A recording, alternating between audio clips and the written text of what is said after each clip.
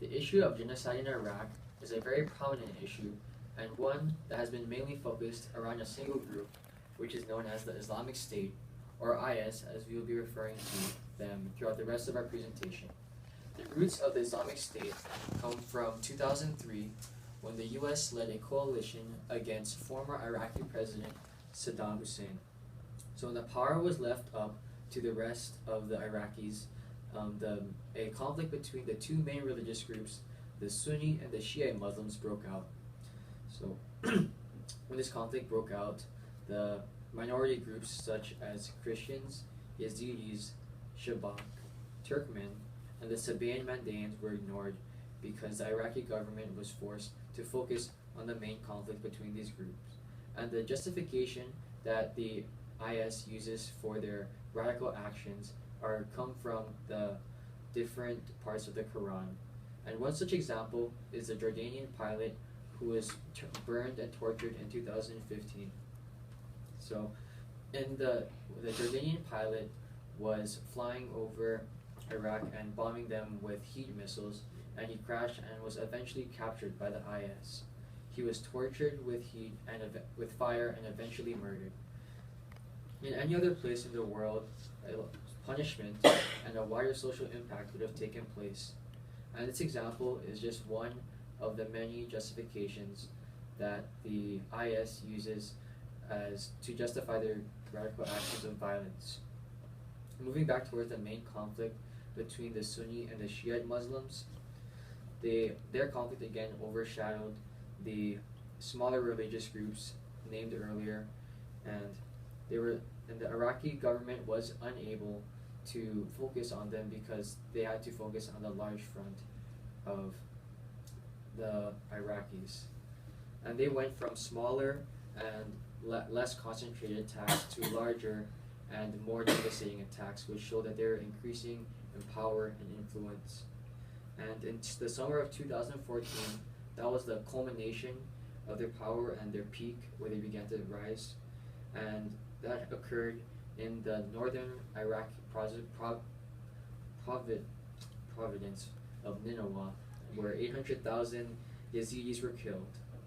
So at that time, troops or any other counterforces that were taken up by the government, they completely avoided the area because they were unable to and unwilling to stop the large IS front.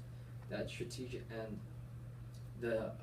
IS strategically planned this attack because they're trying to gain influence and power in the region. So by their actions, they were able to clear the area, and when they cleared the area, they were also able to salvage new recruits when the people that were there were left over, and they also gained money, and all these actions were taken through violence. And eventually, this cycle continued of bombing and taking the people and taking the resources. That's how they became larger and more powerful. And after a good amount of time, towards the end of 2014, they conquered took control of 1/3 of Iraq. The violence caused by ISIS in Iran has become a problem. On October 31st, 2010, 6 suicidal jihadists who were part of ISIS attacked a Syrian Catholic church in Bangladesh. These jihadists then killed those who were in the church, eventually killing 58 worshippers, priests, policemen, and bystanders, and 78 men and women were severely injured. This is one example of the church killings that happened over the many years of the Islamic State. Another means of violence that the Islamic State has used on their victims is ransom kidnappings, usually ending in the decapitation of the victim. The Islamic State released a video on January 30th, 2016, capturing the genocidal murder of a Shiite Muslim in Bahai, Iraq. This video shows a member of ISIS beheading a Shiite Muslim. There have been over 100 beheadings and counting caused by ISIS since 2014. The Islamic State is also known for the frequent use of suicide bombers. The most recent attack on these victims happened on March 2016. A man who was attending an Iraqi soccer game blew himself up, killing over 25 people and wounding at least 90. ISIS claimed to be responsible for this attack, along with many of the other attacks. While this was happening, a few miles away, another attacker struck at Shuhada Stadium in Balabi Shuhada Stadium province of Isakranda, roughly 30 miles away from Bangladesh. This attack was another suicide bomber working with the Islamic State. These bombings, a part of ISIS, were their effective way of mass murder. The Islamic State also used faith-based killings and assault rifles as a tactic to carry out their mass genocide.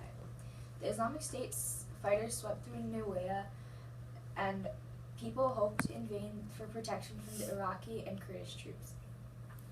The United States is attempting to remedy the violent attacks carried out by ISIS by threatening to send airstrikes to the Islamic State. The United States is also accepting few immigrants as well as religious minorities that ISIS has threatened. In Saudi Arabia and Turkey, they have responded with retaliation. Turkey vowed retaliation against the Ankara attacks by sending airstrikes against PKK bases in northern Iraq. The Ankara attacks resulted in 38 killed, 125 injured, and 19 severely injured. Following this attack on Turkey, Turkish imposed media restrictions as well as the ban of coverage of the bombing on any media. Now Turkey is responding with ISIS fighters taking a flow of weapons across the border to attack the Islamic State. Saudi Arabia is also retaliating with weapons provided by the Syrian rebels to fight the Islamic State. These events were caused by the Islamic State are still currently happening. Since January of 2015, ISIS has become a major problem and threat to every country in this world. On November 13, 2015, 3 suicide bombers attacked Stade de France, followed by the suicide bombings and mass shootings at cafes, restaurants, and music centers in Paris. In one day, 130 people were killed, including 98 people that ISIS took for ransom, and another 368 people were injured, and 99 people were critically hurt. In Paris, all over the world, many people mourn the losses of their friends and families whose lives were taken during these attacks. Many partisans were offered shelter and aid to those who were too afraid to travel home after these attacks, known as the open door policy. 2 days after the attacks, a memorial service was held at Notre Dame Cathedral to help people gain closure for those whose lives have been lost. The Islamic State would try to attempt to attack. People were terrified the Islamic State would try to attack again. The president of France vowed that they will fight mercilessly against the terrorism presented in their country. France has also had a proposal to change the French constitution to protect itself from dual citizens who might pose a threat. In Iran and all over the world, religious minorities are being attacked by ISIS and their genocide, many trying to reconcile with the loss they have to face. These events and attacks are still happening, but there is no clear turning point or answer to these attacks just yet. One possible solution offered by the UN Security Council was to refer to the situation in Iraq to the court or states of third parties to execute individual fighters. So, in conclusion, the genocide in Iraq connects to the wider field of global politics, and it connects to the core concepts of inequality, liberty, violence, conflict, and power. First, it connects to the concept of inequality because the IS doesn't view everyone equally, and when they don't view people as equals, they are able to dehumanize them and strip them of their identity, which makes them easier to murder. It relates to the core concept of liberty because IS is limiting freedoms of various religious groups, and it relates to violence because they're committing massive genocides and torturing people, which is an inhumane and unjust action. It also relates to the course conflict of conflict, which is rooted in the Quran, as their beliefs do not align with the rest of the world. And lastly, it relates to the course concept of power, because in Iraq, they're trying to gain power in Iraq and influence the rest of the Middle East. Thank you. Thank you.